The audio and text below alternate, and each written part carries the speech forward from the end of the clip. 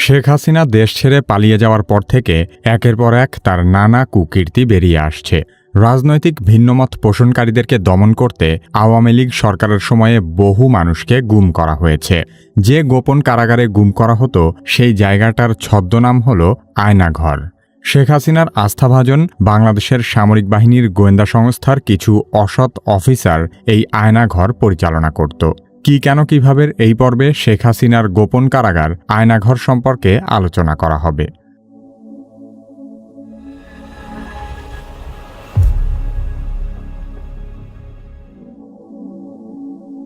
বাংলাদেশের প্রতিরক্ষা বাহিনীর গোয়েন্দা সংস্থা directorate general of forces intelligence বা ডিজিএফআই হিসেবে পরিচিত। অভিযোগ রয়েছে যে ডিজিএফআই এর কাউন্টার টেরোরিজম ইন্টেলিজেন্স ব্যুরো বা সিটিআইবি আয়নাঘর নামে পরিচিত কুখ্যাত কারাগারটি রক্ষণাবেক্ষণ করে থাকে। 2022 সালে সুইডেন ভিত্তিক একটি স্বাধীন সংবাদ মাধ্যম নেত্র নিউজের করা একটি অনুসন্ধানী প্রতিবেদনে আয়নাঘরের বিষয়টি সবার সামনে উঠে আসে। সেখান থেকেই দেশের মানুষ জানতে পারে যে বিভিন্ন সময়ে বলপূর্বক গুমের শিকার ব্যক্তিদেরকে আয়নাঘরে আটক করে নির্যাতন চালানো হতো। আয়নাঘর ঢাকা সেনানিবাসের ভেতরেই অবস্থিত বলে ধারণা করা হয়। আয়নাঘরে বন্দী থাকা সাবেক এক সেনা সদস্য জানিয়েছেন, অতীতে এই জায়গাটি জয়েন্ট ইন্টারোগেশন সেল নামে পরিচিত ছিল। পরবর্তীতে একে সংস্কার ও বর্ধিত করে আয়নাঘর বানানো হয়েছে।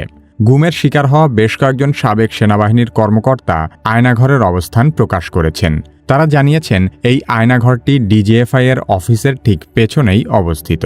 এখানে কমপক্ষে 16টি কক্ষ রয়েছে, যেখানে একসাথে 30 জনকে বন্দী করে রাখা যায়।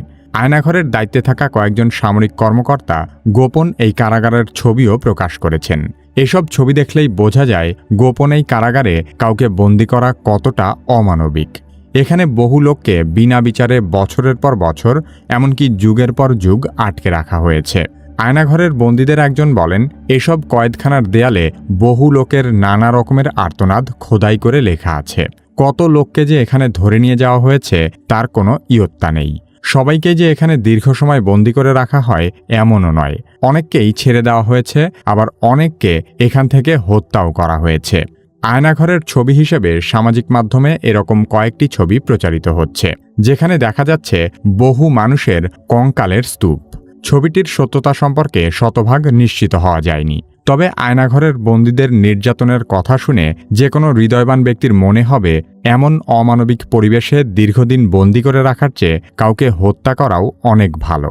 অভিযোগ রয়েছে ডিজিএফআই এর কিছু অসৎ কর্মকর্তা শেখ হাসিনা সরকারের কাছ থেকে অবৈধ রাজনৈতিক সুবিধা নেওয়ার জন্য এসব কর্মকাণ্ড করেছে। আওয়ামী লীগ সরকার ক্ষমতায় থাকাকালীন বিচার বহির্ভূত হত্যা, নির্যাতন এবং জোরপূর্বক গুমের অভিযোগগুলো বরাবরই অস্বীকার করে এসেছে। হাসিনা সরকার পতনের পরপরই এ ধরনের মানবতাবিরোধী অপরাধের প্রমাণ হাতে নাতে পাওয়া যায়। বাংলাদেশের শীর্ষস্থানীয় একটি সংবাদপত্রে বলা হয়েছে, শুধু ঢাকা সেনানিবাস নয়, সারা দেশের বিভিন্ন স্থানে এরকম আরও বেশ কিছু আয়নাঘর থাকতে পারে।